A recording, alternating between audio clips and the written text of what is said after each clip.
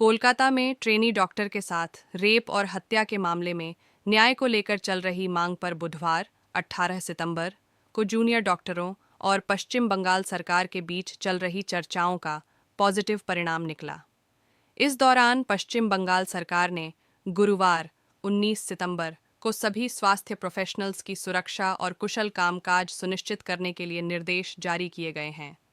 पश्चिम बंगाल सरकार ने गुरुवार 19 सितंबर को स्वास्थ्य पेशेवरों की सुरक्षा, संरक्षा और कुशल कामकाज पर निर्देशों की एक लिस्ट जारी की, जिसमें कहा गया कि उन आदेशों को तुरंत लागू करने की जरूरत है। ये निर्देश सरकार द्वारा इसी मुद्दे पर प्रदर्शनकारी जूनियर डॉक्टरों के साथ बैठक करने के एक दिन बाद आए हैं। पश्चिम बंगाल सरकार के मुख्य सचिव मनोज पंत द्वारा प्रमुख सचिव स्वास्थ्य एनएस निगम को 2 पन्नों के निर्देशों में स्वास्थ्य सुविधाओं में on duty room, washroom, CCTV, पीने के पानी की सुविधाओं की पर्याप्त उपलब्धता की ज़रूरतों का जिक्र किया गया है। इसके अलावा जारी किए गए 10 निर्देशों में से एक में कहा गया है कि इस संबंध में काम जल्द से जल्द पूरा किया जाना चाहिए। यह निर्देश जूनियर डॉक्टरों द्वारा बुधवार 18 सितंबर की रात पश्चिम बंगाल सरकार के साथ अपनी बैठक के प्रमुख बिंदुओं का मसौदा पंत को सौंपे जाने के कुछ घंटों बाद आया, जहां वे राज्य सरकार की प्रतिक्रिया का इंतजार कर रहे थे।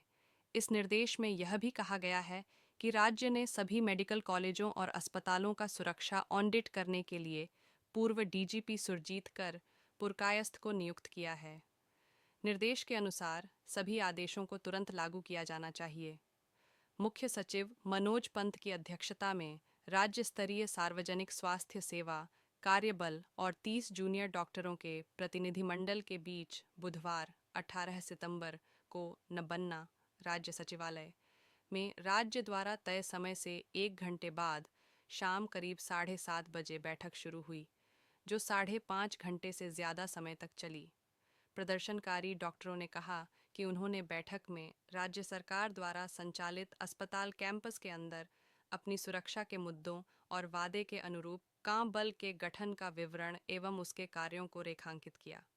डॉक्टरों ने रेफरल सिस्टम में पारदर्शिता, मरीजों को बिस्तर आवंटन, स्वास्थ्य कर्मियों की भर्ती और परिसरों में प्रचलित धमकाने की संस्कृति को खत्म करने से जुड़े मामले उठाए।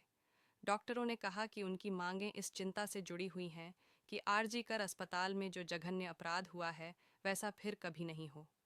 प्रदर्शनकारी डॉक्टरों ने कहा कि सरकार इस बात पर सहमत थी कि हमारी ज़्यादातर मांगें जायज़ हैं और उन्हें तत्काल लागू किया जाना चाहिए,